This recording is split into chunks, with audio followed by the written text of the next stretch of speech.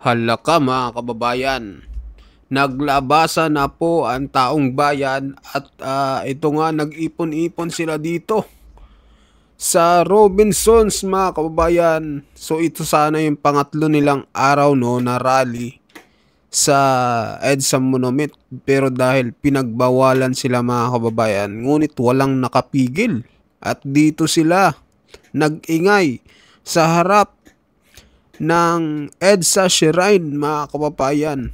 Ito, panoorin natin ang kanilang panawagan. Pinagre-resign na si Pangulong Bongbong Marcos. Ito yung panawagan nila mga kababayan, dahil nga ito sa isiniwalat ni Senadora Amy Marcos. Panoorin natin mga kababayan.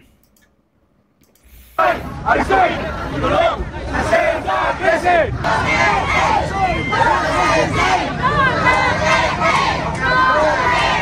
Yan ang segundo ng Duterte.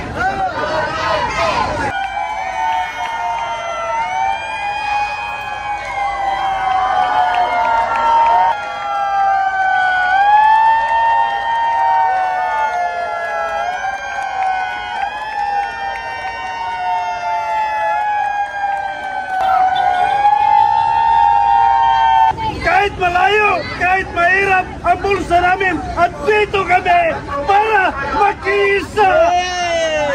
Pamana! Bongbong Marcos! Pamana! Hindi na! Namin kayo kailangan! Duterte! Duterte! Duterte! Duterte! Ang nagsasabi! Marcos resign! Alisoy! Ikulong! Sa Senda at Kresen! At kung hindi makaalis, ang panawagan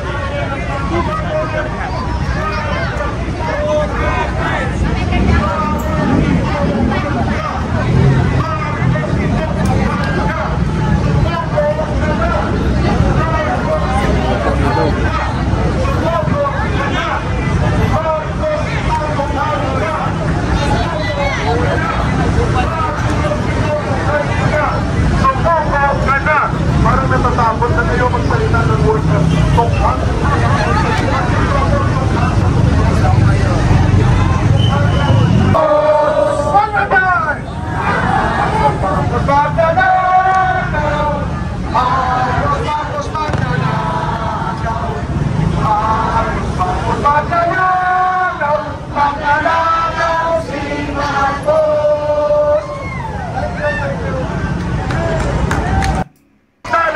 Kayo ay para sa bayan, mga pulis at sundalo.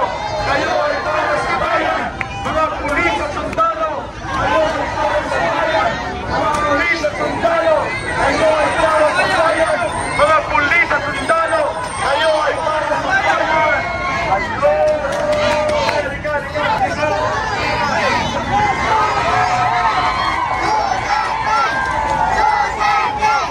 Ito yung mga bata, sumisigaw na Duterte.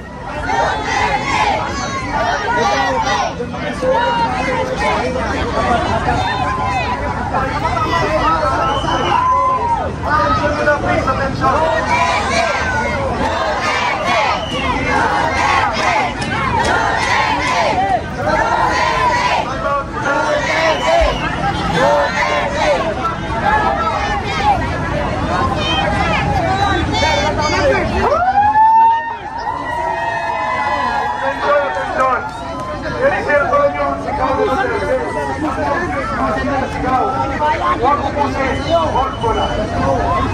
Okay? Sige, pakinggan natin ang napagitan ng puso sa kanyang boses sa nagaganap. Isa tayo! Para sa kalan sa Bansang Pilipinas! Agusan del Sao! Delegate, andito kami! At ngayon, yan na ang ating sound system.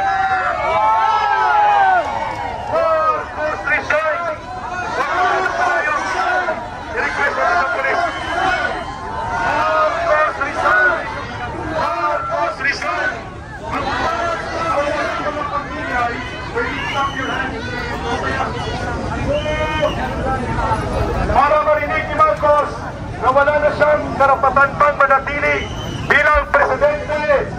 Mag-iingay tayo sa loob ng 1 minuto. Ready, go!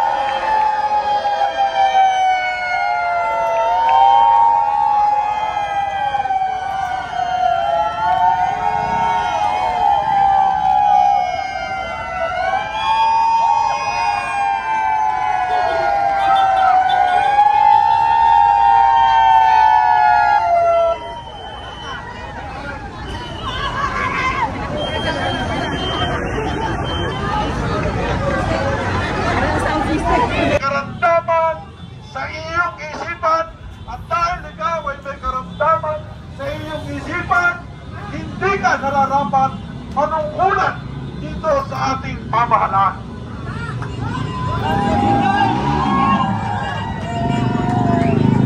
Alam niyo sa batas, mabuhay kayo! Mabuhay! Mabuhay! Mabupunang etsa! Didatingan pa. Ayan na, naka-motorcade mga kababayan. Bagong dating.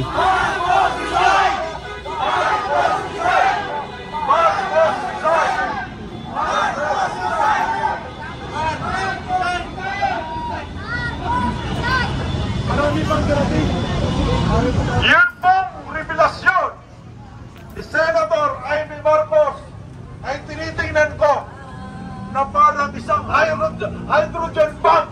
Talaga pong sobrang pasabog. Pero tingnan po natin sa legal. Ano po? Meron po sa remedial law na tinatawag na Declaration Against Interest. At dahil si Senator Amy Marcos ay nakakatandang kapatid ni Bongbong Marcos, meron siyang interest na pangalagaan ang kanilang pangalan, ang kanilang reputasyon, ang kanilang background, at ang kanilang kalusugan. Kaya bilang nakakatandang kapatid, yung sinabi niya na ang kanyang kapatid ay lulong sa droga, ang tawag po natin doon sa remedial law ay Declaration Against Interest, at dyan ay maaaring magiging ebidensya laban sa kanya. Kapagkat dyan po ang sinasabi ng mga. Dito po, sa pangyayaring ito, tayo mga kaibigan ay nakikita na tanaw na natin ang tagumpay, at tayo ay hindi dapat tumigil. Alam niyo po ba na ngayon lang ay nakarating sa akin ang isang mensahe na ang Speaker of the House ay nag-resign na.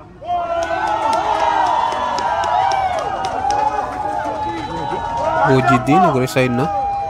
Kapag ang barko ay palubog Ito kaya yun? talagang magtatalo na ang mga nakasakay dito. So, mga kababayan, ang ating ipinaglalaban na matagal na ay nakikita na natin ang tagumpay. Huwag po tayong titigil habang hindi natin nalulubos ang ating tagumpay para sa tunay na pagbabago at kaunlaran ng bawat pamilyang Pilipino. Mga kababayan ko, sa pagninakaw nila sa flood control, hindi lamang kinabukasan ng ating mga anak ang kanilang ninakaw. Ninakaw na nila sa atin ang ating bangal na makapabuhay ng isang pangkaraniwang tao.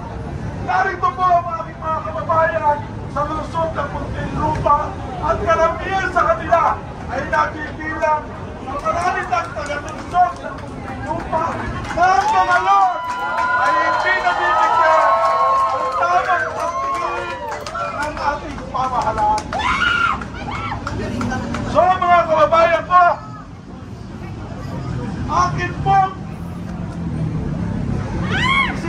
Madami pa sana to guys eh. Kaso binawalan sila doon sa EDSA Monument at may nalabag daw na sinabi. Ano bang nilabag doon mga kababayan? Bawal na pala ngayon magsalita. Ano, parang ano na ang tawag doon? Yung silent martial law kung tawagin, na bawal ka na magsalita ng mga masasama mga kababayan. Ganon yung parang nangyayari ngayon. Antindi na mga kababayan. Dahil sa inihayag nga ni Senator Amy ay parang ganito na yung mga nangyayari mga kababayan. Tamo sa inyo. Ang panahon ito kailanman ay hindi na natin dapat palampasin. Sapagkat ang panahon ito ay panahon na ng tunay na pagbabago para sa ating mga mahihirap sa mamamayang Pilipino. Ganon din po sa ating mga kasamahang pulis. Narito, nagpapasalamat kami sa inyo na kayo pinabantayan sinuprotektahan. Sa Malacanang, nakita ko po sa Facebook, napapaikutan na ng barikada. Alam niyo po ba, nakita ko na yan, napanood ko na yan noong 1996. Ang Malacanang ay punong-puno ng barikada. Alam niyo kung bakit? Sapagkat kaya punong-puno ng barikada yan para hindi makatakas yung nasa loob. So mga kababayan ko, ako po ay hindi na magpapakapa ng aking sasabihin. Ang gusto ko lang ay ating sabay-sabay na sabihin. Ito po, 3 beses. Papangunahan ko kayo, Marcos resign! Marcos resign! Marcos resign! Marcos resign! Maraming salamat po para sa tunay na pagbabago at kaunlaran ng mamamayang Pilipino. Magandang hapon po sa inyo lahat. Maraming salamat, Attorney Garin. Attorney Garin po yun ha. Hindi po siya pariente ni Janet Garin. Ito po ang matino na Garin. Mga kababayan, ano po ang gagawin natin pag hindi mag-resign si Marcos? Sabay-sabay, Brother Oliver. Kung hindi siya mag-resign, ang sagot ng taong bayan, aristuin, ikulong, aristuin, ikulong, aristuin, ikulong, aristuin, ikulong, aristuin, ikulong, aristuin, ikulong, aristuin, ikulong, aristuin, ikulong. Yan po ang narapat ng patutunguhan ni Marcos. Kaya hindi tayo natututo sa kasaysayan dahil pinapatakas natin ang mga magnanakaw, ang mga kurakot at ang mga abusado. Kailangan po may mananagot at kailangan pong mayroong makukulong. Rain or shine po tayo. I-prepare ang pangtabon sa mga kamera. Baka mapigtuan ng report sa inyong vlog. Mukhang papatak ito. We will move backward, but we will not move out the place. Hindi tayo alis. Tuloy-tuloy na ito. Marcos resign. Aristuin. Ikulong. Marcos resign. Aristuin. Ikulong. Marcos resign. Aristuin. Ikulong. So ayun mga kababayan, anong masasabi nyo dito sa nagtipon-tipon sa ano no? Sa may Robinson sa harap ng EDSA. So mag-comment kayo mga kababayan at mag-like sa ating YouTube channel at sa mga bago dyan. Pa-subscribe po nung ating YouTube mga kababayan. Maraming salamat po sa inyong lahat.